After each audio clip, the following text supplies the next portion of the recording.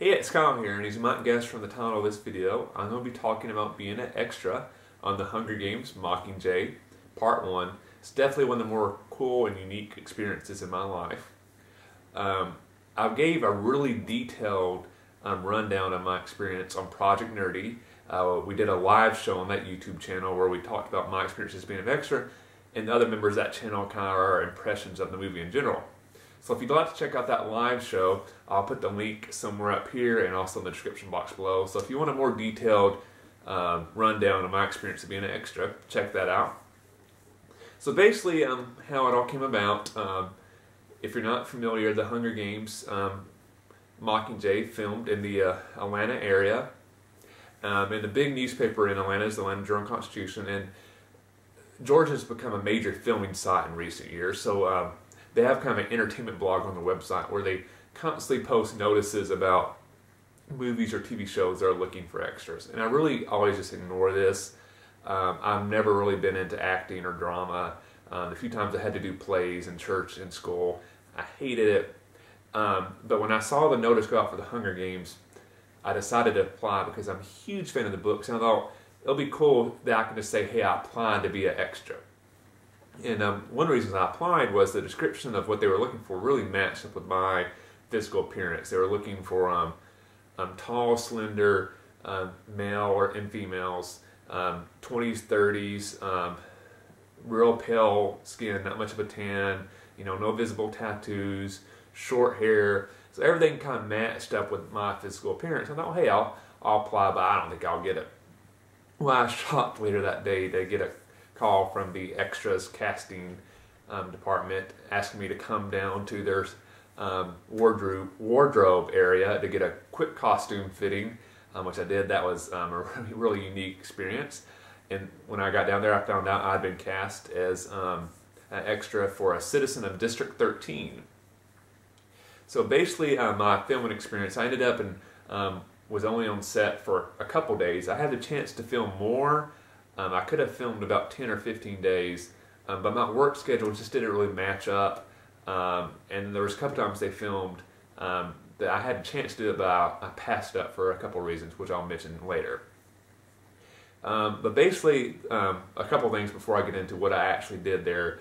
There's some precedence of being an extra on a movie. One, it's a super, super long day.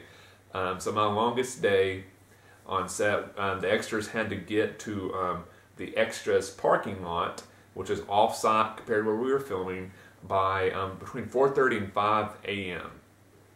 And I lived a couple of hours away from that so I mean, I had to get up around like 1:30 or something to get ready, then the drive down there. So you're already exhausted by the time you get there.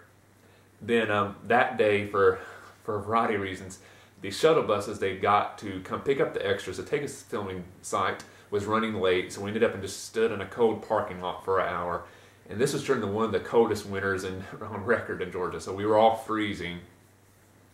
Then we get to set, which was an old abandoned warehouse that they'd kind of built the District 13 inside of. Since it was an abandoned warehouse, there was no heat, so it was freezing cold. The costumes we had to wear, if you've seen the movie yet, for District 13, was basically very thin work overalls. You weren't allowed to wear much clothing underneath because they didn't want the costume to bunch up, so you were freezing. So you got there, we filled out our paperwork, our time sheets, that type of stuff. We turned in our phones, all our personal effects. Then we went to costume, which, since you'd already did fitting, the only thing I really got to keep from my experience was this little costume ID tag. So basically my number was 053, District 13 053. So I'd show them that, and then they would give me the costume bag for District 13 053. So that part went very quick. What went really slow was, since that was the first day of filming, they had to cut all the extras' hair on the men's side. The female side, they just had to braid their hair certain ways. Took them 2 or 3 hours to cut all the hair because there was a couple hundred extras on set that day. So that was, mind-numbingly bored, just standing in line waiting to get your hair cut. The way the line worked out, me and about 10 other extras missed a couple hours of filming because they had to start and they hadn't finished cutting everybody's hair yet. So me and, like I said, about 10 other guys were just out of luck So after our hair was cut, we had to kind of wait in an extras holding area until they got a kind of a stoppage in filming, then we could go on to set. So, by then, it feels like it's already been a long day. We've already been up 10 or 12 hours, but it's really only like 10 o'clock in the morning at this point. Filmed the rest of the day, then, had a break from lunch, a couple short snack breaks to give us a chance also to rest. We didn't wrap up filming until 9:30 that night. So, keep in mind, got there between 4:30 and 5 in the morning, woke up 1:30 that morning, didn't get off set until 9:30, and then 2 or 3 hour drive away. So one thing I learned that I made a mistake about, that a lot of people who were on set who do extra stuff often, they'd all got hotel rooms in that city. I knew it was going to be a long day, I just didn't realize how long, so I had to do that long drive back home. That's exhausting. So that is one thing that really amazed me, is how long of hours the people that work on movies had to put in. So all the crew that was there, the people that were having to deal with extras, the camera people, makeup, all that, that was a day for them. And they had to get there a little bit before the extras, and they stayed after they were there. So talking to them and hear them kind of relate their experiences, working 16 to 18 hours a day for them is pretty common when they're working on a movie. And I just can't imagine that lifestyle. It was interesting for me to do it for a couple of days. I can't imagine it doing it all the time. The other thing that was really interesting was how long they spent filming just very short scenes. So the 2 scenes I'm extra in is, if you see the movie, when Katniss is first coming into District 13, she's going down an elevator with the head of security. They kind of get to the bottom floor and they walk across the hallway, and there's all these citizens of District 13 walking around them. I was one of those citizens. I don't know if I actually made the movie in that scene or not. It really goes by too quickly. I'm going to have to wait till it comes out on DVD or Blu-ray to kind of pause and check to see if I'm in that scene or not. So I don't know at the moment.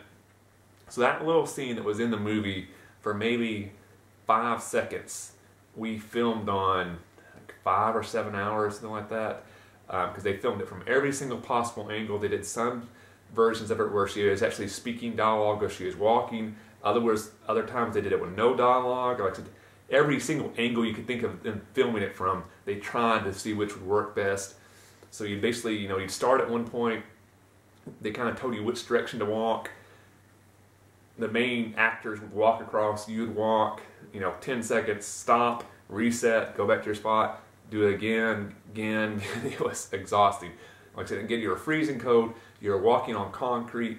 They had your shoes that you're wearing were not the most comfortable in the world, so you were, your body started to ache, your back was killing you, there was no place to sit down, so if you wanted to kind of take a break when they had a break in filming, you just had to kind of sit down on the cold concrete. So it was not the most pleasant working conditions, but it was still really fascinating to see how the movie process worked. The other scene that I was a part of was the speech that Juliana Moore's character, the president of District 13, is giving about the deal she has struck with Katniss. And if you've seen the movie or read the book, you know what scene I'm talking about. They filmed on that scene for the rest of the time I was on set. That was very long, because again, they filmed it from every single possible angle. And one thing, if you've seen that movie, there's kind of like a floor area, but then there's also balconies where there's all these citizens of District 13. All that was real. There was no CGI in that scene. So what they did was, but they didn't have enough extras to have people on the floor on the balconies at the same time. So first they would film the scenes with the extras on the floor, then they would move us to the balconies, and then they would film the views which were on the balconies in the background.